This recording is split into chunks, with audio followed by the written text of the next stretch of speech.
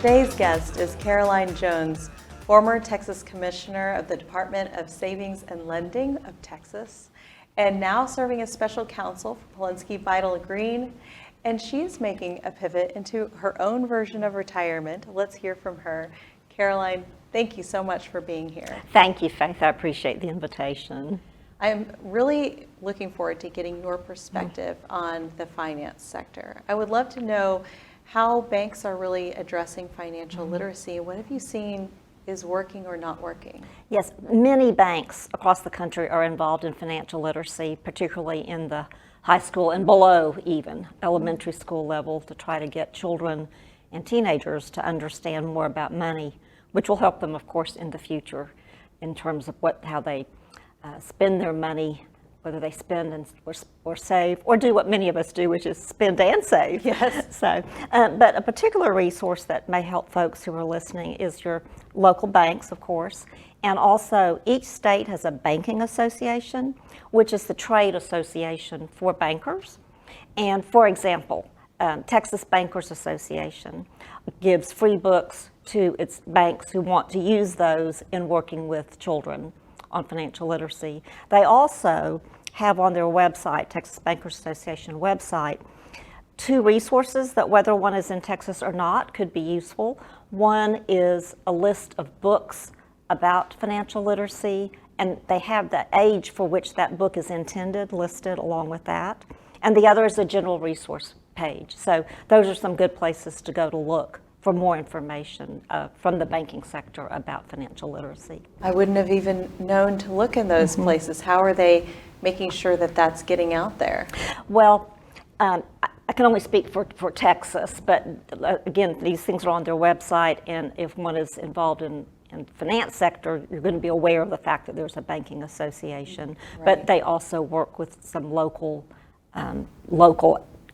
nonprofits, et cetera, that would know about them. So that's great, because it sounds like a phenomenal resource to have Yes. on their website, but then for those that are outside the finance sector to even be aware that they exist. So what kinds of things are banks doing to really get involved, or can you tell us about the financial literacy programs that are being put into place? Well, there are various ones, and I don't know all of them, of course, but helping teachers be able to have the resources they need to work with children, like the books, and offering programs through the bank as well. So there's just a wide variety of ways that bankers can help children and teenagers learn about financial literacy, partnering with the school. Oh, right.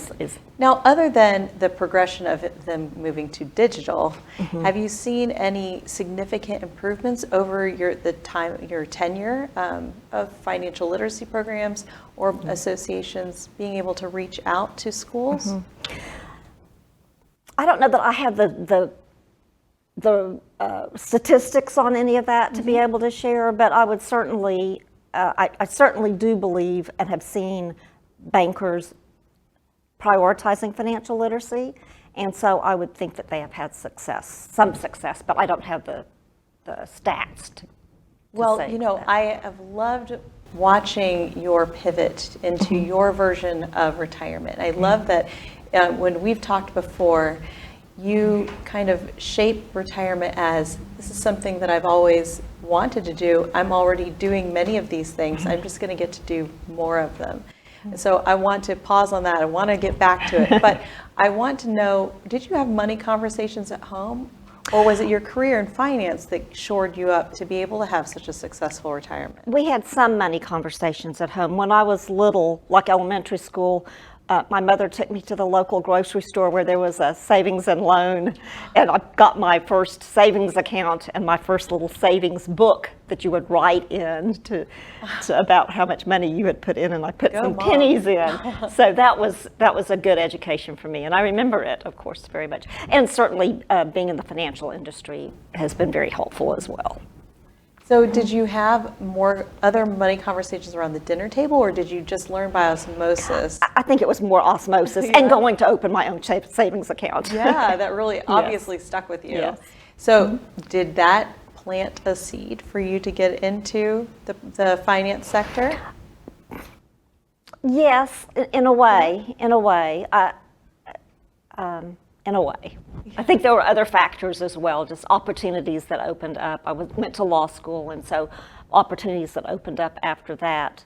I landed in the financial industry and stayed for the rest of the time. So You seem to love it. I'm going to ask you a very vulnerable question. okay. You've worked in both the private and the public sector, and now you are pivoting towards your retirement. What is keeping you working? Do you have to work?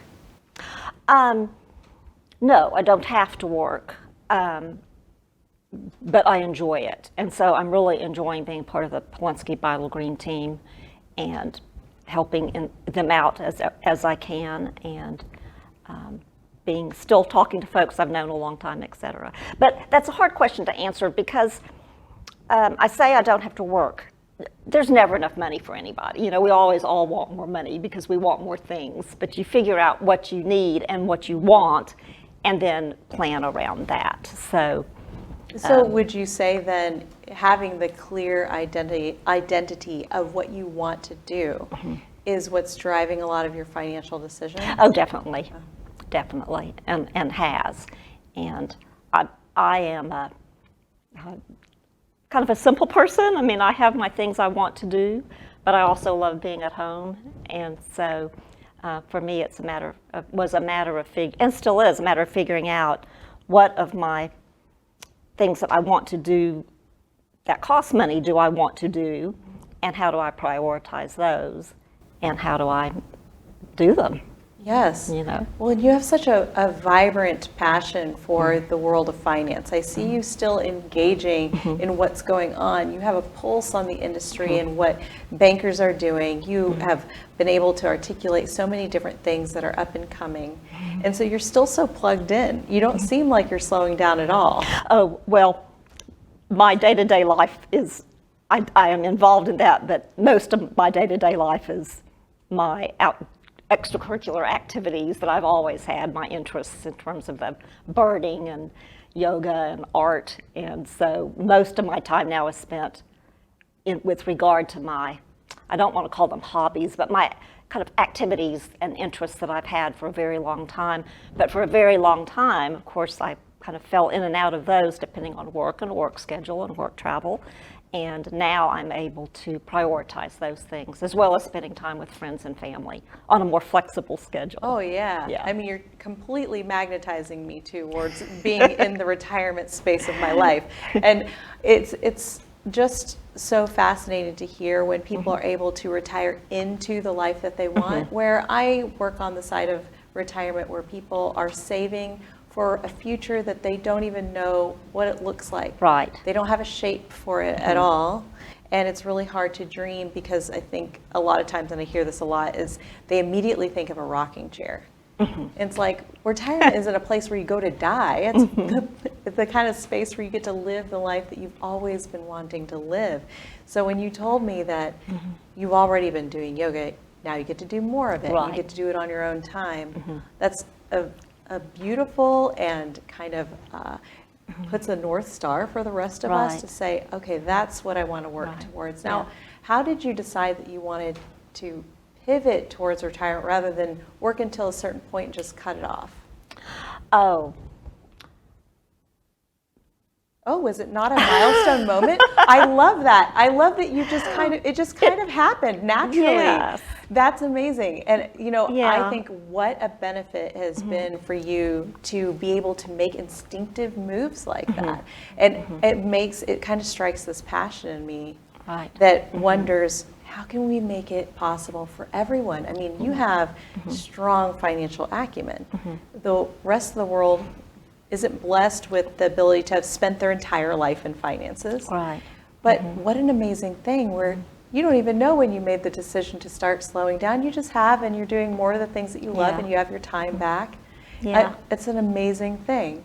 So what kinds of guidance can we give to Yeah. people outside the finance sector to start thinking and envisioning the life that they want? Well, first, there are many different ways to approach retirement. I mean, the financial piece is for sure, and that's going to look different. Like I said, for everybody, it's going to look different, and most of us feel like there's never enough money to do everything, but you figure out what you have and how that's going to work to do as much as you want to do. So that's over here. But in terms of envisioning life afterwards, the two big questions about retirement are financially, what's it going to look like? But then just as difficult, maybe more so, is what is it going to look like after that? And so different people approach it differently. I have lots of friends who have continued to work more hours than I in their given profession, but not full time, and are not ready to go back, to step back as much as I have, and maybe never will be, and that's okay too. But for me, I knew at some point I would want to switch the priorities, or switch the amount of time I was spending. I did not, before I retired, I did not know what I would do professionally. I did not line anything up. I wanted to retire and then see what came about, what happened. And I'm glad I did it that way, because for me, mentally, I had a few months that I was totally retired. And then this wonderful thing happened. I got to associate with this great law firm. So that's been wonderful. So guidance for other people is to really reflect on what you want and what you think you will need, and before you retire, really think about how you will be afterwards, what that will look like for you, and are you really ready? Because it is a big change. It's a big change. What I am doing is bringing me great joy, both the work part and the personal part. And so I know for me, I made the right decision as to when and as to how to approach my time and my activities afterwards. It's the simple things, like friends want to get together for coffee on a Wednesday. I used to be the one who said, well, let's see, can you wait 2 weeks and have dinner instead, because I'll be out of town, or whatever. And I loved my job. That was not an issue at all. Loved my job. But it's so much fun to be able to say, when do y'all want to get together? I have a yoga class, at 10 on Thursday, so I can't do that day. So it's just nice to be available to people that I, at one point, had trouble scheduling with because of me. Yes. So it's been nice. That is fabulous. But really, I think my biggest guidance would be really reflect, if you have a partner or a spouse or someone who you share your finances with and your time with in your home, make sure that they're, or I shouldn't say make sure, but I would suggest having those deep conversations with them as well, because it impacts everybody in the home, in the household. And then enjoy it. Just enjoy.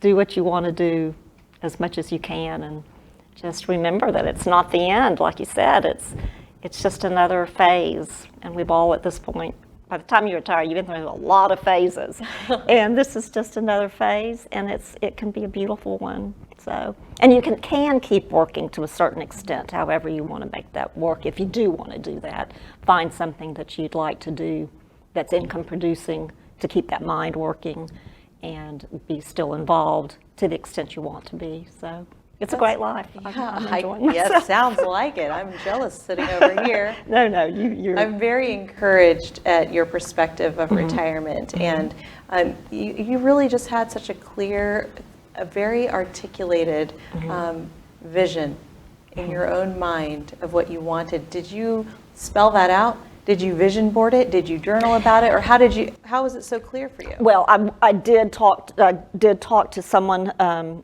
who I used to talk to about leadership, et cetera. It's Judy Hoberman, who you and I both know, who's a wonderful coach, wonderful guide.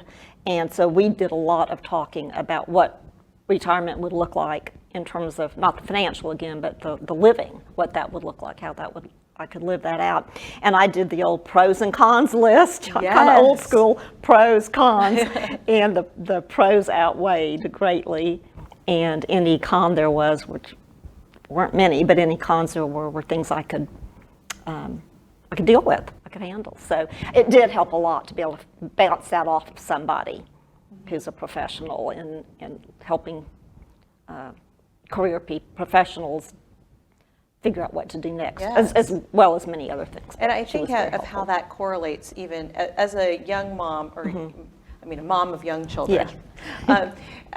Thinking about trying to shore them up. You know, what lessons could they learn now that would help them later on when they're getting close to retirement, so that they are building on different Right. concepts. And I'm really motivated by your clear ability to see what you wanted.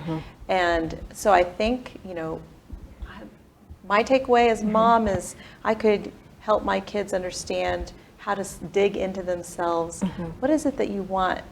What makes Right. you happy? I think it's really fascinating to dig into, because how many people that are moving, they're about to be into the phase of retirement and they resist it because they've spent such a vibrant time of their career life investing into that work, into that profession, into those skill sets, that now that's their only identity. Yeah, I think that's does often happen. And let me step back on career life. I really am grateful for my career, both in the public and the private sector. I look back and think of all the great opportunities I had. So, however, during that time, I still went birding. I still, was interested in art.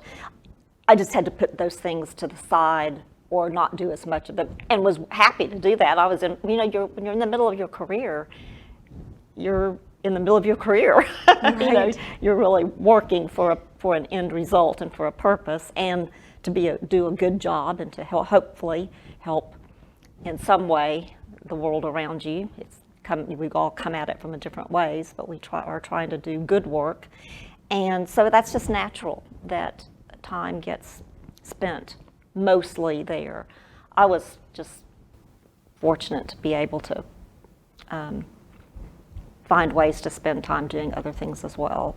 Yes. And that's worked out very well for me, because those are things I've been interested in forever. And so, but I suspect you're a very good role model for your children. Oh, just thank as you. you are. So, Well, for people who are considering retiring, I know that you are chock full of wisdom and quick notes for everyone, but what's something that we can leave our audience with, that the ones that are thinking about retiring, what's a piece of advice or guidance or encouragement you can offer? well, I would, first of all, I'd encourage you to be sure that you're really ready, in whatever that means to you, is to be ready, because Ready financially or well, mentally? financially, certainly. That looks different for everyone. Financially, and just have you thought through what you're going to do next? And like I said, I didn't plan it out. I just had some big concepts, I guess, that came to me, well, I could do more of this if I weren't working. I think I'm ready to do more of this. But just think, it's hard to be 100% sure about any huge decision, but at least having had those conversations and doing the self-reflection and the pro and con, or whatever, however else you make your decisions, to make sure that it's the right step to do, and then do it if you feel like it's, And like I said, so many people now retire and then continue working in some capacity, be it consulting or helping out on certain projects. Just so there is still a way to stay engaged in your profession if that's what you want. Well, thank you so much for being a lighthouse of what positive retirement looks like. And I so appreciate your insight and your perspective today. Well, thank you, Faith. I really appreciate being included in this wonderful project that you're doing and bringing in so many different perspectives. So I'm glad to have been one. Thank you. My honor.